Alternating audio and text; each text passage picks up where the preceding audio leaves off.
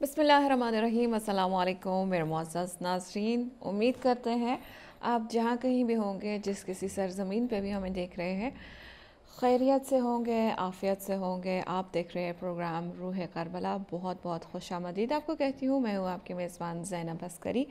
میرے ساتھ ہے ہماری گیسٹ اسپیکر، ہماری خاص مہمان محترمہ سیدہ ام فاطمہ جعفری، جو کچھ ایپیسوڈ سے ہمارا ساتھ دے رہی ہے اور ہماری انسائٹس میں، ہماری نالج میں کافی زیادہ اضافہ کر رہی ہے۔ تو ہم کچھ ایپیسوڈ سے بات کر رہے تھے ارکان ایمان پہ، اور اس سے پہلے ہم نے نظام امیر المومنین علیہ السلام پہ بات کی، اور اس سے پہلے بھی ہم نے کافی سارے بہت ہی خوبصورت موضوعات پہ بات کی، اور اب ایام خاص ہے اور پروگرام کا نام بھی روح کربلا ہے، تو ہم غم حسین پہ بات کر رہے ہیں۔ غم حسین، جس طرح سے میں نے کہا کہ دلوں کو حیات دیتی ہے، اور ہمارے دل جو ہے زندہ ہے غم حسین سے، ہماری روحیں زندہ ہے غم حسین سے۔ ہمیں اس بات کی ضرورت ہے کہ یہی غم حسین جو ہماری دولت ہے، جو ہمارا سب سے اصلی سرمایہ ہے، یہ باعث نہ بنے کہ ہم غفلت میں چلے جائیں، ہم مغرور ہو جائیں، ہم اپنے آپ کو برتر دیکھنے لگے، دوسروں کو کمتر دیکھنے لگے، یا جس طرح سے ہم نے پچھلے ایپیسوڈ میں بھی کہا کہ کچھ پروپیگنڈاز ہے جہاں پہ خاص طور پہ ان ایام میں ایک پروپیگنڈا چلتا ہے کہ شیعہ ورسز سنی، ہمیں ایسا کرنا ہے، اسی غم حسین کی مدد سے ہمیں شیعہ پلس سنی کرنا ہے۔ جس طرح سے میں کہوں گی کہ میں نے ایک بہت ہی خوبصورت کلپ دیکھی تھی ملک رضوان صاحب کی، جو کشمیر میں انہوں نے بہت سارے جوانوں کو 8 ساڑھے 8 بجے رات کے جمع کیا تھا، اور اس کے بعد ان میں شیعہ بھی تھے، ان میں سنی بھی تھے، اور سب بینرز لگا رہے تھے محرم کے۔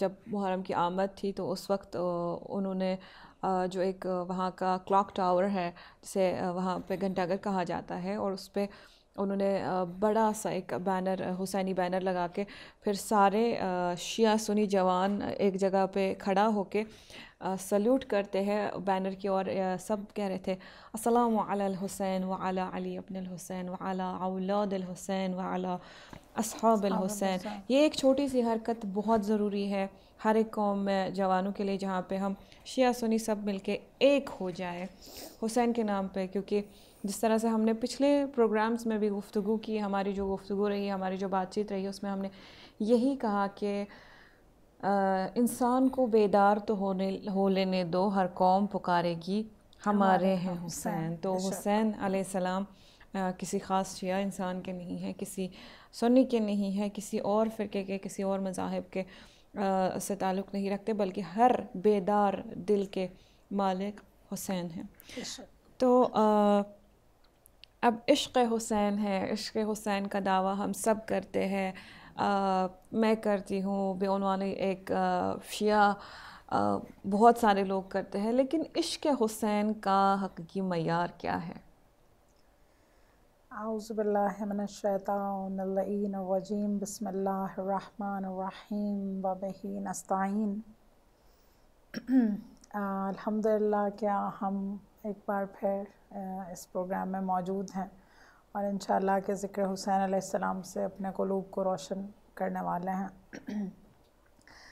تو جو آپ کا کویشچن کہ عشق حسین کا کیا معیار کا کیا معیار ہے، دیکھیے کہ بعض چیزیں جو ہیں وہ اللہ سبحانہ تعالیٰ کی جانب سے، خالق کردگار کی جانب سے معیار جو ہیں وہ قرار دی گئی ہیں۔ تو حب حسین، عشق حسین، عشق بذات حسین، اور تڑپ جو عاشورہ کربلا نے انسانوں کے دلوں میں ایجاد کی ہے، یہ خداوند تبارک و تعالیٰ کا بنایا ہوا ایک معیار ہے۔ جس دل کو خدا نے غم حسین کی نعمت کے لیے منتخب کر لیا ہے، انتخاب کر لیا، غم حسین کا معیار آپ ہمارے لیے بیان کر رہی ہیں۔ اس سے پہلے یہ بتاتی چلوں کہ غم حسین دل میں ہونے کے لیے حب علی علیہ السلام ہونا بھی بہت ضروری ہے. جس طرح سے آپ نے پچھلے ایپیسوڈ میں بھی کہا کہ حب علی علیہ السلام انہی قلوب میں ہوتا ہے جن قلوب میں ایمان روشن ہوتا ہے, جن قلوب میں ایمان بہت زیادہ جگمگا رہا ہو. اور آپ نے جس طرح سے کہا کہ کسی کے سامنے دنیا کی ساری لالچ بھی ڈالی جائے, ساری دولت سب کچھ, لیکن اسے کہا جائے گا لیکن اس کے دل میں ایمان کا چراغ روشن نہ ہو, اسے کہا جائے کہ حب علی یعنی وہ دل خرید ہی نہیں سکتا حب علی کو. حب علی کے لیے ہونا جو ہے ایمان بہت ضروری ہے قلوب میں, یہ ہم نے کہا. تو اب میں آپ سے یہی جاننا چاہوں گی کہ حب حسین کا کیا معیار ہے؟ دیکھیں کہ اللہ سبحانہ و تعالیٰ نے جو اب ہم بات کریں کہ جس دل کو اللہ نے غم حسین کی نعمت کے لیے منتخب کر لیا, اس دل کے اندر اس نے کشش حسین ڈال دی. ٹھیک ہے, تو دراصل اس دل کے اندر اللہ نے وہ حرارت ڈال دی جو اسے ہرگز ٹھنڈا نہیں ہونے دے گی. انسانیت کا معیار اور علامت جو ہے وہ یہی محبتیں اور یہی غم ہے. اس کو انسانیت کربلا ہمیں انسانیت کا درس دیتی ہے. تو محبت کی بارے میں تو ہم سنتے رہتے ہیں, محبت آتی ہی اس دل میں ہے جس دل کو اپنے محبوب کے ساتھ کوئی مناسبت ہوتی ہے. ٹھیک ہے, لیکن اللہ سبحانہ و تعالیٰ کا ایک قانون یہ بھی ہے کہ اللہ غم کے لیے بھی دل کو منتخب کرتا ہے. ہر دل ہر شے کے قابل نہیں ہوتا, تو خدا غم کے لیے بھی دل کو منتخب کرتا ہے. اللہ ہر غم ہر دل میں نہیں ڈالتا. ٹھیک, کہ ہم فخر کریں اور دعائیں دیں ان لوگوں کو جنہوں نے ہمیں غم حسین علیہ السلام سے آشنا کیا. جو روحیں اس دنیا میں موجود ہیں خدا انہیں ان کی زندگیوں میں برکت دے, اور جو دنیا سے جا چکی ہیں خدا انہیں اہل بیت کے ساتھ محشور کرے انشاءاللہ. کہ ہمیں واقعاً فخر کرنا چاہیے اور دعائیں کرنی چاہیے ان لوگوں کے لیے جنہوں نے ہمیں امام حسین علیہ السلام کے غم سے روشناس کروایا. اور وہ لوگ جو غم حسین کو ہمارے دلوں میں زندہ اور تابندہ رکھتے ہیں, ٹھیک, اور اسے ٹھنڈا نہیں ہونے دیتے. البتہ رسول خدا صلی اللہ علیہ وآلہ وسلم کے وہ جو شروع میں پڑھا کہ مولا کے فرمان کے مطابق, رسول خدا کے فرمان کے مطابق یہ اہتمام خدا ہے. اللہ چاہتا ہے, اللہ نے یہ شعلہ عشق کے حسین جو ہے وہ قلوب مومنین کے اندر اس کو حرارت دی ہے. تو اور اللہ وسیلے فراہم کرتا ہے, بغیر سبب کے یا وسیلے کے کچھ بھی کرنا اللہ کی سنت نہیں ہے. ہم دیکھتے ہیں کہ کبھی بھی کوئی کام اللہ نے بغیر وسیلے کے انجام نہیں دیا. ہر چیز جو بھی اس کی جانب سے ہمارے تک آتی ہے وہ وسیلہ ہمارے تک آتی ہے. یہ ذات قدیر ہر کام جو ہے کسی سبب کے ذریعے سے انجام دیتی ہے, اسے کیونکہ اس نے انسان کو حرارت دینی ہوتی ہے. جب اس نے انسان کو گرمائش پہنچانی ہے تو وہ کس کو وسیلہ بنا رہا ہے؟ سورج کو وسیلہ بنا رہا ہے.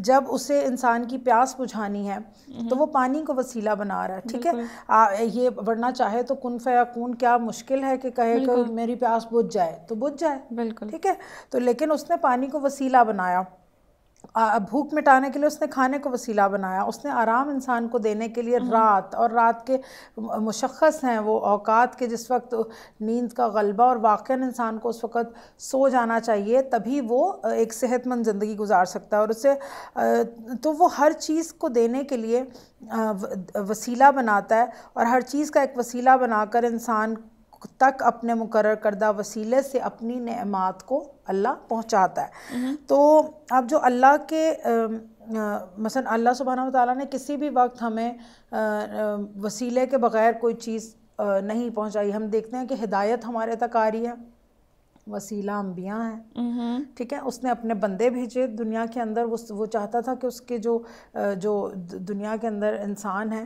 ان کی ہدایت کے لیے کچھ ان سے بہتر انسان اس نے بھیجے. ان کو منتخب کیا, ان قلوب کو منتخب کیا, دیکھا کہ ان کے اندر جو میری جو ہدایت کا جو چراغ ہے وہ روشن ہے, اور وہ یہ دل کو زیادہ رقیق ہیں, یہ قبول کر رہے ہیں. ان دلوں کو خدا منتخب کرتا ہے اپنے دوسرے بندوں پر, ان کو ہدایت کا منبع قرار دیتا ہے, اور وہ ہادی بنا کے, انہیں رہبر بنا کے, پیغمبر بنا کے انہیں خدا بھیجتا ہے اپنے لوگوں تک. بالکل.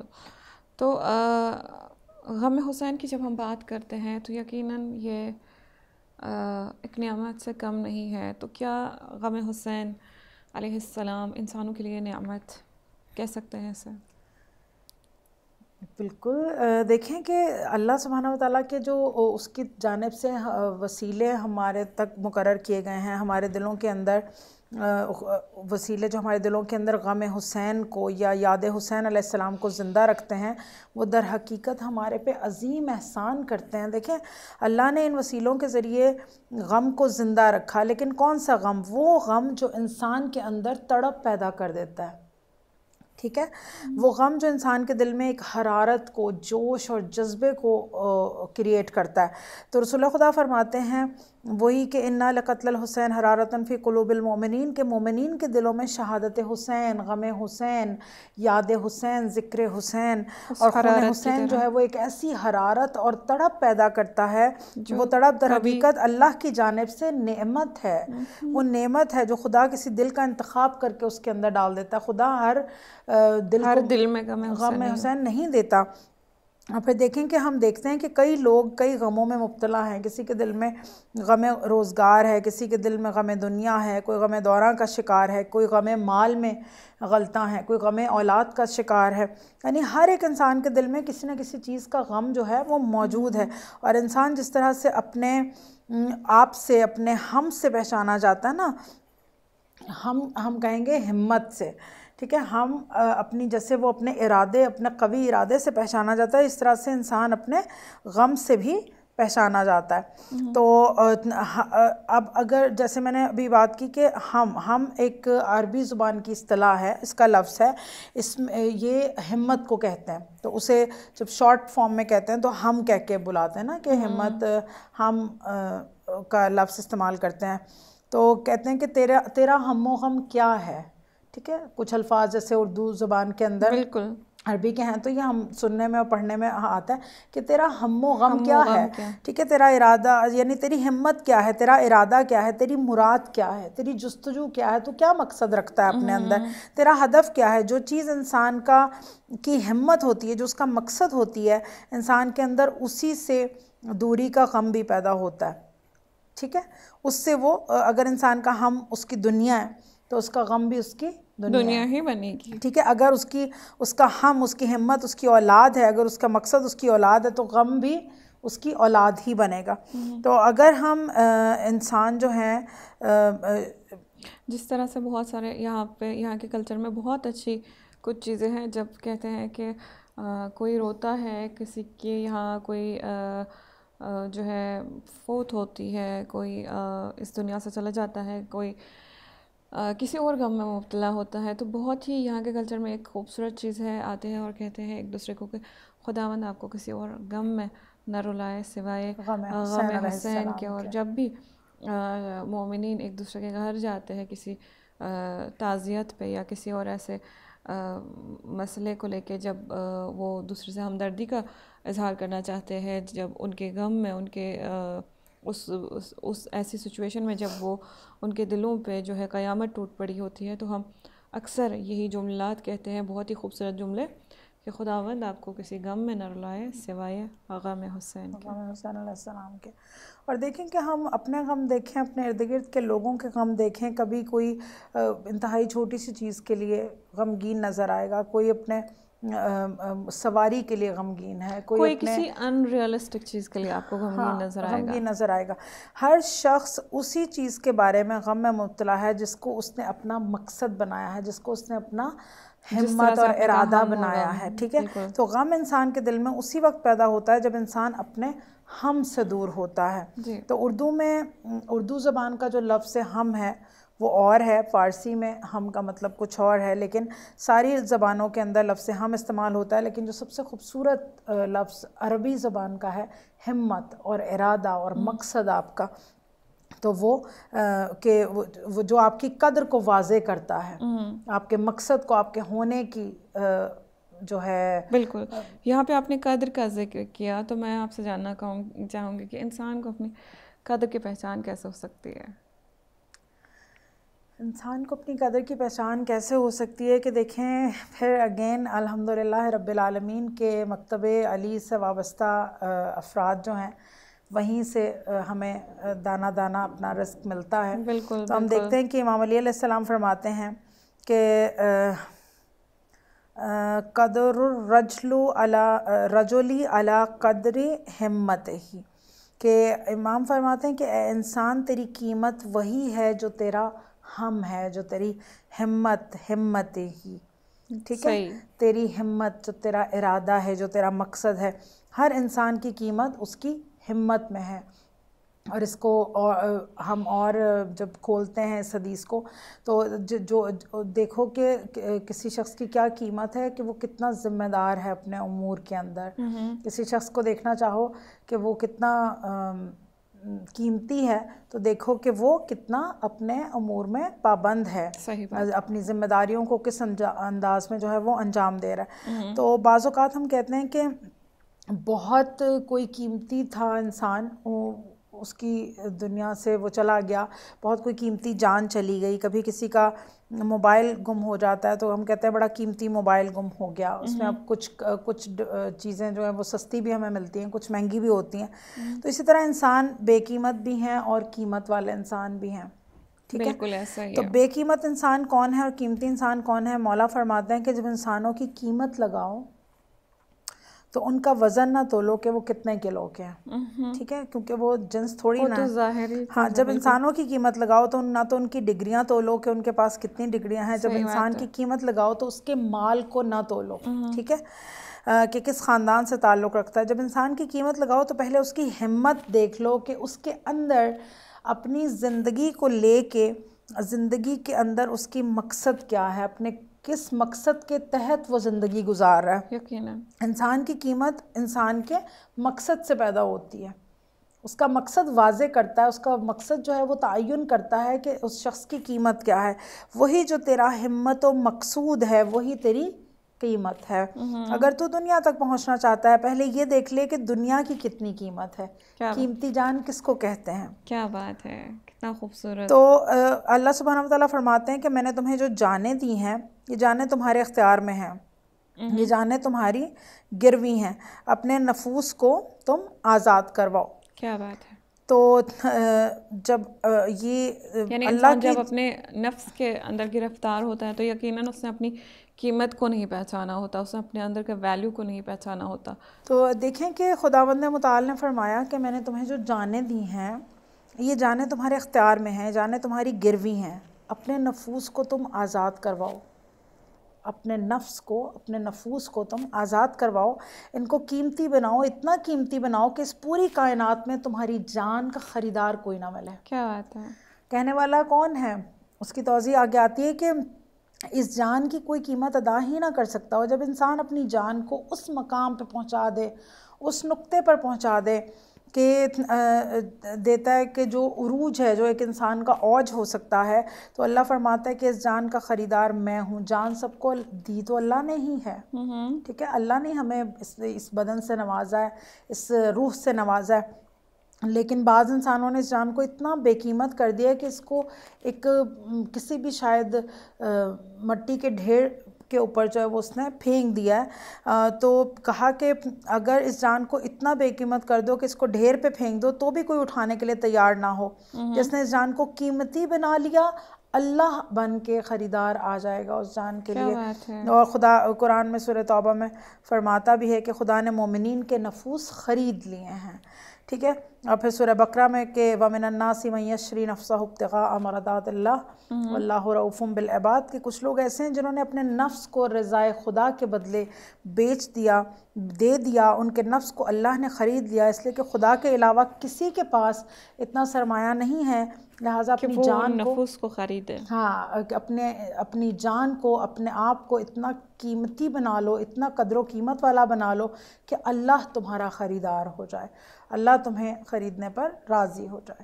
کیا بات ہے. یعنی کہ ایک انسان جو ہے اپنی قدر و قیمت کو جانے، اور اسے ہم کہتے ہیں جس طرح سے ہم کبھی کسی بات پہ کہتے ہیں کہ آپ نے یہ معاملہ جو آپ نے انجام دیا، یہ جو آپ نے ڈیل کی ابھی، یہ ایک اچھی بزنس ڈیل تھی یا یہ ایک بہت ہی بری ڈیل تھی، یا اس میں آپ کو نقصان ہوا یا اس میں آپ کو فائدہ ہوا. تو ہمارے نفس کے ساتھ بھی ایسا ہی کچھ ہے. ہم ایسی کوئی ڈیل نہ کریں اپنے نفس کو کسی یا اپنے آپ کو جب ہم اپنی ویلیو نہیں جانتے ہیں. خاص طور پہ میں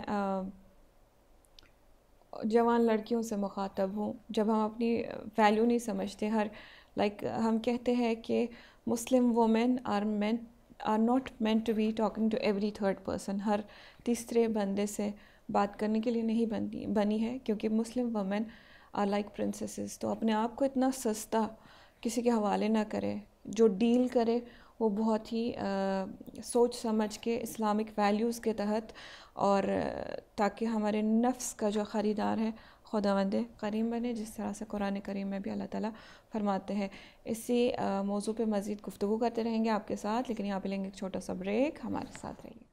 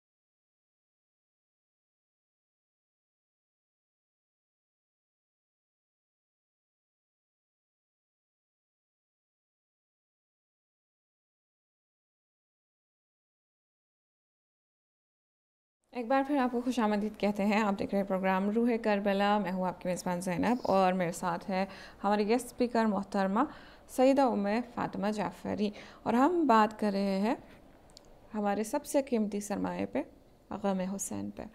اور ابھی ہماری گفتگو جہاں پہ چل رہی تھی, ہم یہ کہہ رہے تھے کہ انسان کو کبھی ایسے ڈیل نہیں کرنی چاہیے کہ اپنے آپ کو سستا بیچتے یعنی کہ کچھ ایسے لوگوں کے ساتھ رابطے میں آئے, کچھ ایسے لوگوں کے ساتھ ڈیل کرتا رہے, کچھ ایسے لوگوں کے ساتھ جو ہے نا ریلیشن برقرار کرے, چاہے وہ کسی بھی قسم کا ریلیشن ہو, چاہے آپ کسی کے ساتھ جو ہے نا سوشل ریلیشنز ہو, جو بھی معاشراتی ریلیشنز آتے ہیں, سوچ سمجھ کے, بہت ہی سوچ سمجھ کے ہمیں جو ہے نا گن چن کے اپنے معاشرے کے اندر لوگ چننے چاہیے. کبھی اپنے نفس کے ساتھ کوئی ایسی ڈیل نہیں کرنی چاہیے کہ خریدار اللہ تعالیٰ نہ بنے, ہمارے نفس کا خریدار انشاءاللہ اللہ تعالیٰ بنے. اور ان دوستوں کا بہت ہی سوچ سمجھ کے سلیکٹ کرنا بہت ضروری ہے, کیونکہ سورہ فرقان میں اللہ تعالیٰ فرماتے ہیں کہ اس دن آپ پچھتاؤ گے, اس دن آپ جہنم کی آگ سے کہو گے وائے ہو مجھ پہ, یعنی کہ کاش میں نے اس دنیا میں فلان اور فلان کو اپنا خلیل, اپنا جو ہے دوست نہ بنایا ہوتا, کہ جس کی وجہ سے میں آج یہاں ہوں.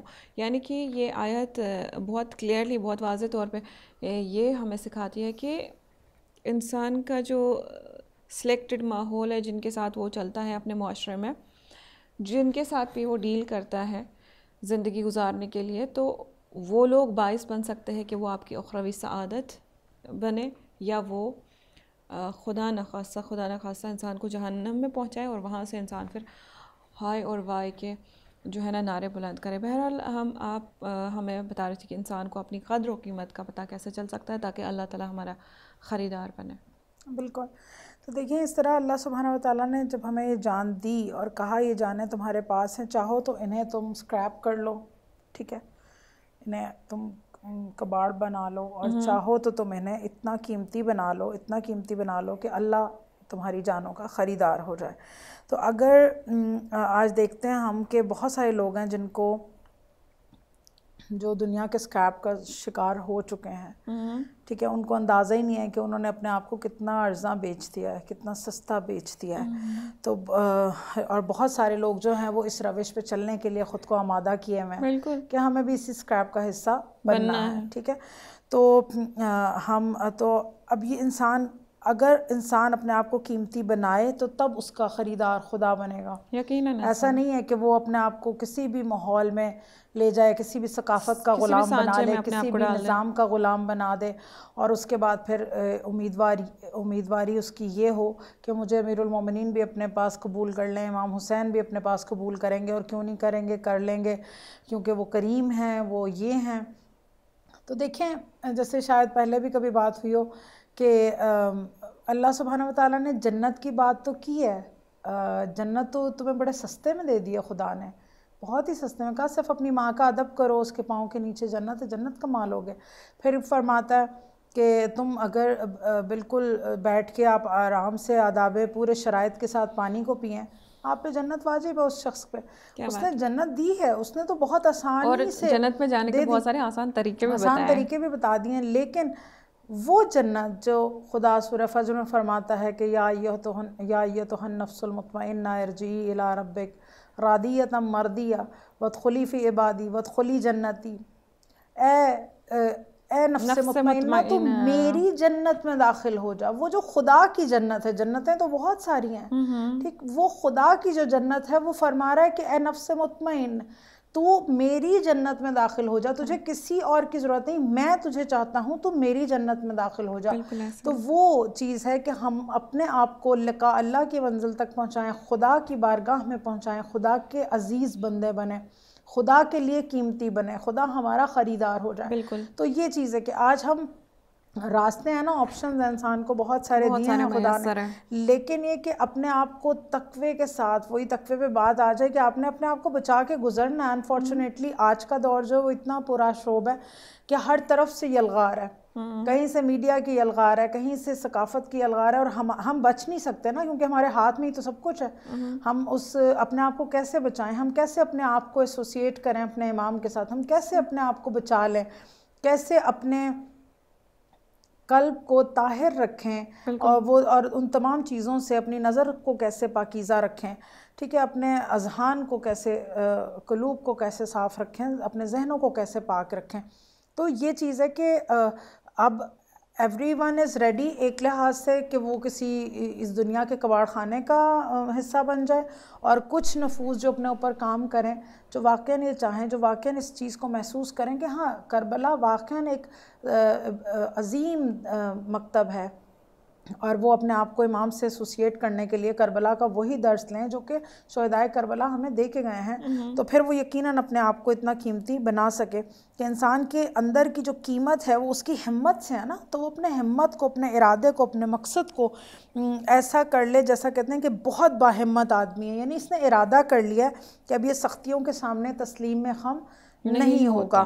اور سختیاں دیکھیں، جو مشکلات انسان پہ آتی ہیں نا وہ انسان کو نہیں توڑتی، جو تکلیفیں اس پہ آتی ہیں، جو صعوبتیں پڑتی ہیں وہ اس کے ارادوں کو توڑتی ہیں۔ مصائب انسان کو نہیں توڑ کے چلے جاتے، وہ اس کے ارادوں کو کمزور کر کے جاتے ہیں۔ تو مشکلات انسانوں کو نہیں توڑا کرتی بلکہ انسانوں کے ارادوں کو توڑا کرتی ہیں۔ تو اور جب انسان ارادہ کر کے توڑ دیتا ہے اس چیز کو کہ جب وہ دیکھتا ہے کہ اپنے ارادے کو کمزور کر لیتا ہے، مصائب تھوڑے سے آئے، مشکل آئی، اس نے اپنے آپ کو، اپنے ارادے کو کم ہمت کر لیا، ختم کر لیا، تو وہ کیا کیا اس نے کہ اپنی مراد سے خود کو دور کر لیا، اور جتنا وہ اپنی مراد سے دور ہوگا اپنی قیمت اتنی ہی کم کر لے گا، اور آہستہ آہستہ وہ کب سکریپ کا شکار کا حصہ بن گیا، اس کباڑ کا حصہ بن گیا، اس ٹریش کا حصہ بن گیا، اس کو نہیں پتہ چلے گا۔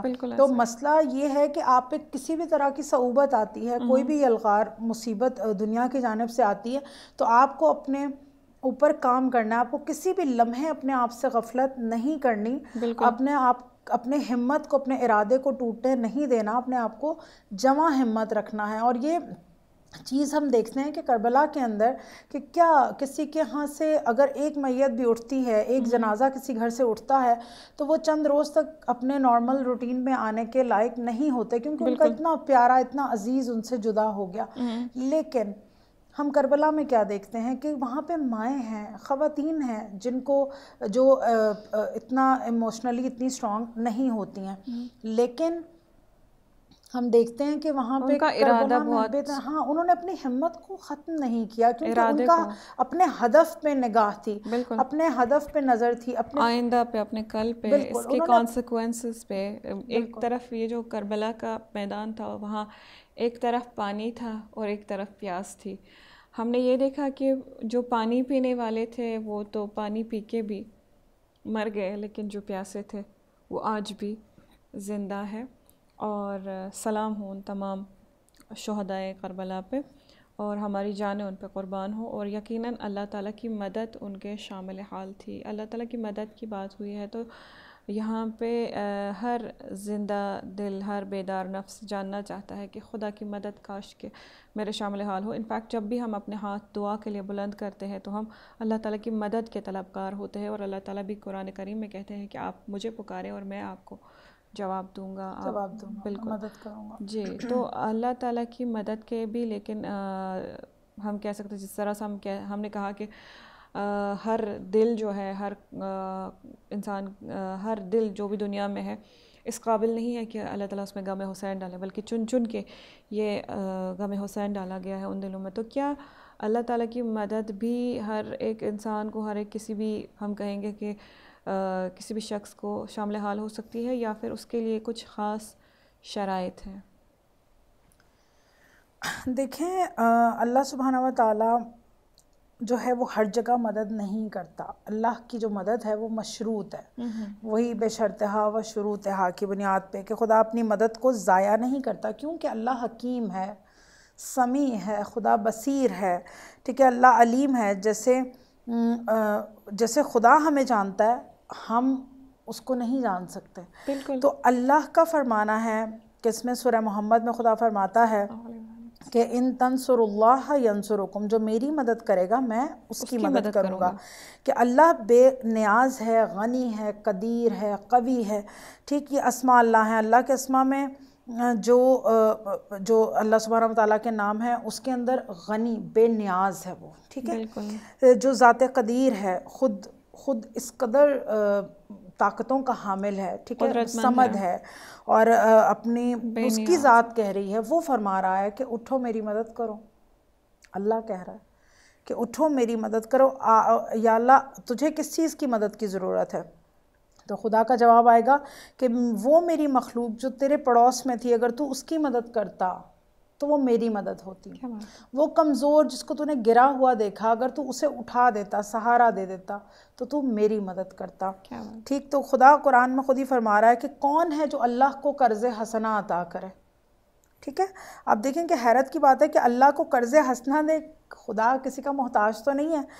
تجھے قرض کی ضرورت کیسے پڑ گئی؟ قرض تو وہ لیتا ہے نا جو جس کے پاس کچھ بھی نہ رہے, جس کے پاس کوئی چیز نہ رہے, خالی ہو جائے. تو وہ خدا, وہ خالق جو بے نیاز ہے, جو مالک ہے, خالق ہے, انسانوں کو بنا بھی رہا ہے, انہیں نواز بھی رہا ہے, تو تجھے قرض کی ضرورت کیسے پڑی؟ تو جواب آئے گا کہ تیرے پڑوس میں جو میری مخلوق میں سے تھا, جو مقروض تھا, جو ضرورت مند تھا, تیرے محلے میں تھا, تیرے قصبے میں تھا, جہاں کہیں تمہاری رہائش تھی, اور تم نے اس کو مدد سے محروم رکھا. اگر تم اس کی مدد کر دیتے تو تم گویا تم نے, اگر وہ تم سے قرض مانگنے آیا تھا, اس نے تمہارے سامنے اپنا ہاتھ پھیلایا تھا, اگر تم اس کی مدد کر دیتے تو گویا تم نے مجھے میری مدد کی تھی. تو اس قرض کو دینے کا شرف اتنا بڑا تھا کہ گویا خدا کو تو دے رہا تھا. تو بعض جگہ ملتا ہے کہ بعض اولیاء نے کہا, اللہ تعالیٰ نے بعض اولیاء سے کہا کہ تو میری عیادت کو کیوں نہیں آیا؟ تو ان نبی خدا نے, ان ولی خدا نے کیا پوچھا؟ کہا کہ پروردگار تیری عیادت کو آنا سمجھ میں نہیں آتا, تو مبرہ ہے, تو پاک ہے, تو اعلیٰ ہے, تو کب بیمار ہوا, تو کیسے مریض ہوا, تو کب مریض ہوا؟ تو کہا تیرے پڑوس میں میری مخلوق میں سے ایک شخص مریض تھا, اگر تو اس کی عیادت کو جاتا تو ایسے تھا جیسے تو اللہ کی عیادت کو گیا. کتنا خوبصورت. بالکل. تو جیسے خدا فرما رہا ہے نا کہ اللہ نے اپنی امداد کو مشروط رکھا ہے.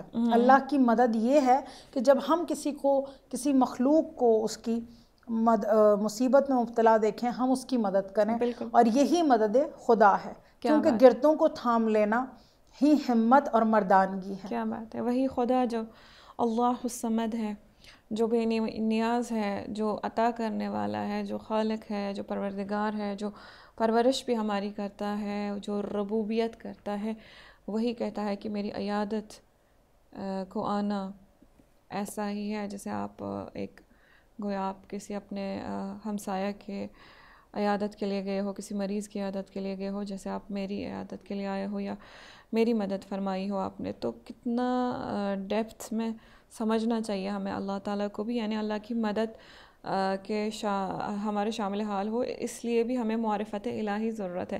معرفت الہی, اور ایک طرف ہم بات کریں غم حسین پہ, تو کیا امام حسین علیہ السلام ہمیں معرفت خدا میں, اللہ کی معرفت کو حاصل کرنے میں کوئی مدد کرتے ہیں؟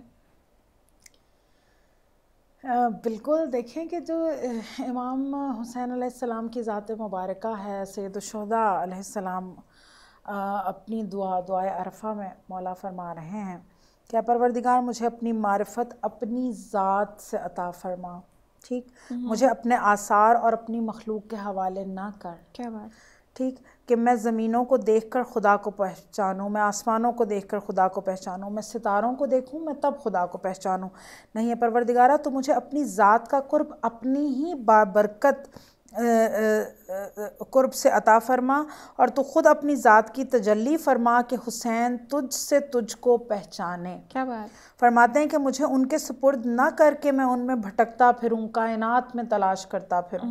اب دیکھیں کہ یہ کتنے خوبصورت جملات ہیں. یہ جملے یہ سید الشہداء کے لبوں سے ہی وارد ہو سکتے تھے, ورنہ ایک عام انسان جو ہے اس کی رسائی کیا, اس کی پرواز سے معرفت کیا, وہ اپنی اس کی ہمت کیا, کہ وہ لیکن امام جو اللہ تعالیٰ کو شائستہ عبادت سمجھتے ہیں, بالکل وہ جانتے ہیں کہ اس سے وہ مانگنے کا ہنر بھی وہی بتا رہے ہیں نا. کیا بات ہے. اسی لیے کہا نا کہ آج کل بھی آپ نے دیکھا کہ جو آج کل کا زمانہ ہمارا گرفتار ہو چکا ہے ٹیک کے دور میں کہوں گی اے آئی باٹس کے دور میں, وہاں پہ جواب کبھی انسان کہتے کہ نہیں اتنا زیادہ جو ہے نا اس ٹیکنالوجی نے اتنا یہ نہیں کیا کہ مجھے اتنا پرفیکٹ جواب نہیں ملا.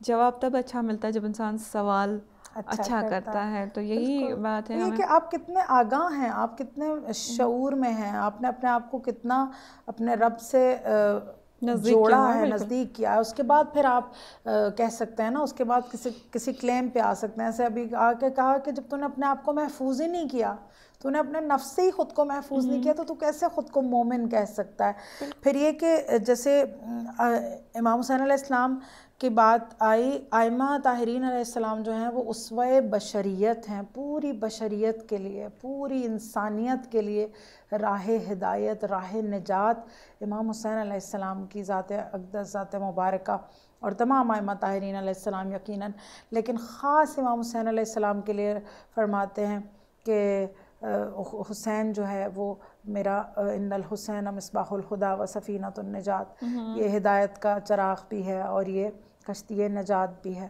کہ تو جو چاہتا ہے وہ اس آرک میں داخل ہو جائے، اس آرک آف سالویشن میں آئے اور وہ اپنے نجات پا لے، وہ اپنے آپ کو وہ بھٹک نہیں سکتا۔ وہ پھر یہی نا کہ کہا کہ یہ ہماری یہ جو سال کی میں کہہ دوں تو اچھا ہے کہ ایک قسم کی ایک اوور ہالنگ والی سچویشن ہے کہ when we start our year, تو جو پچھلے سال کی جتنی کثافتیں تھیں، مشکلات تھیں، وہ دھلنے کا موقع آ گیا، وہ دھلیں گی اور میں اپنے آپ کو ریفارم کرتا چلا جاؤں گا۔ لیکن جب امام حسین کا چاہنے والا، جب مولا سے محبت رکھنے والا اس ماہ سوگ میں داخل ہوتا ہے، اس ماہ عزا میں داخل ہوتا ہے، اس ماہ معرفت میں داخل ہوتا ہے، اس ماہ جس میں رزق معنویت کی برسات ہے، جس میں جو ہے مولا کی جانب سے ہمارے پاس نت نیا ایک پیغام چلا آ رہا ہے، جس میں اللہ کی مدد شامل حال ہے۔ ہم دیکھیں کہ اس ماہ میں جب وہ عزادار حسین ابن علی خود کو داخل کرتا ہے تو کیا اس نے جو پورا سال پہلا گزارا ہے، پہلے محرم سے لے کے اب تک کا سال، یہ اس نے کس حال میں گزارا ہے؟ یہ مہینہ جو ابھی گزر جائے گا، 30 دن جو وہ گزارے گا، تو وہ کس حال میں گزارے گا، کس انداز میں اپنے آپ کو ریپرزینٹ کرے گا؟ اور اس کے بعد جب یہ درس سے حسین ابن علی لے کے اپنے ہمت کو جوان کرے گا تو پھر یہ زمانے کے طاغوت کا مقابلہ کرنے کے قابل ہو سکتا ہے۔ یہ اپنے اوپر کام کرنے کی ضرورت، اپنے اوپر کام کرنے، ہمیں اپنے اوپر بس نظر رکھنی ہے، ہمیں ایک باشعور، بابصیرت اور سچا عاشق حسین بننے کی ضرورت ہے تاکہ ہمیں حقیقی معرفت الہی حاصل ہو۔ آپ کا بہت بہت شکریہ پروگرام میں آنے کے لیے اور ہمیں اتنے خوبصورت علم سے نوازنے کے لیے۔ انشاءاللہ اللہ تعالیٰ ہمیں توفیق عطا کرے کہ ہم اس علم کو جو ہے عملی جامہ بھی پہنائے، فقط اپنے جو اطلاعات ہیں ہماری ان میں اضافہ نہ کرے بلکہ عمل بھی کرے۔ اور امام حسین اور معرفت الہی کی بات ہو رہی تھی تو کسی نے امام حسین علیہ السلام سے پوچھا کہ میں اپنے رب کو کیسے پہچانوں؟ تو امام حسین علیہ السلام نے کہا کہ تم اپنے وقت کے امام کو پہچانو تو تم یقیناً اپنے رب کو پہچانو گے اور اس کے قریب بھی ہوگے۔ اللہ تعالیٰ ہمیں توفیق عطا کرے کہ جو امام عصر ہمیں بھی ان کا انتظار ہے اور انہیں بھی اپنے حقیقی عاشقوں کا انتظار ہے، ہمیں توفیق عطا کرے کہ ہم اپنے امام کو لے کے زیادہ سے زیادہ معرفت حاصل کریں۔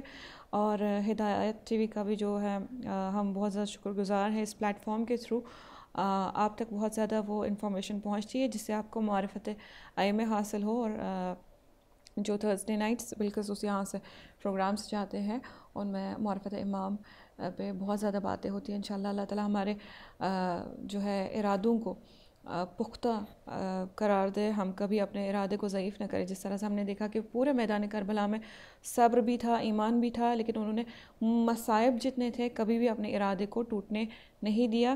تو انشاءاللہ ہمارے ارادے ہمیشہ قوی رہے، جتنی بھی مصیبتیں ہم پہ ٹوٹے ان مصیبتوں میں جناب زینب سلام اللہ علیہ کو یاد کرے، زندہ دلی کی بات کرے، مردانگی کی بات کرے، اس کریج، اس ہمت کی بات کرے، اللہ کی راہ میں اپنے آپ کو قربان کرنے کی بات کرے، تو امام حسین علیہ السلام کو ہمیشہ یاد کرے۔ اور اللہ تعالیٰ ہمیں توفیق عطا کرے کہ اس اطاعت کے ذریعے، اس حب حسین کے ذریعے، اس عبادت کے ذریعے کبھی بھی ہمارے اندر غرور پیدا نہ ہو، بلکہ زیادہ سے زیادہ ہمارے اندر شعور آئے اور زیادہ سے زیادہ ہم اللہ تعالیٰ بالکل بالکل۔ آپ کا بہت شکریہ، آپ کا بہت شکریہ ہمارے ساتھ دینے کے لیے۔ اپنا خاص خیال رکھیے گا۔ مجھے میری پوری ٹیم کے ساتھ دیجیے اجازت۔ اللہ حافظ۔